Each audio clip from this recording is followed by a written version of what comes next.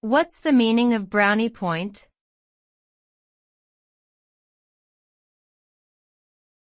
Brownie point.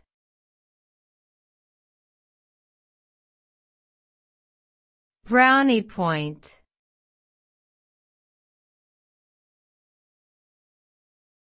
Brownie point.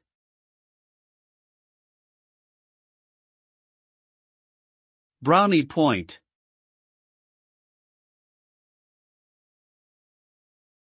The term brownie point is commonly used to describe a form of appreciation or recognition for someone who has done something good or helpful.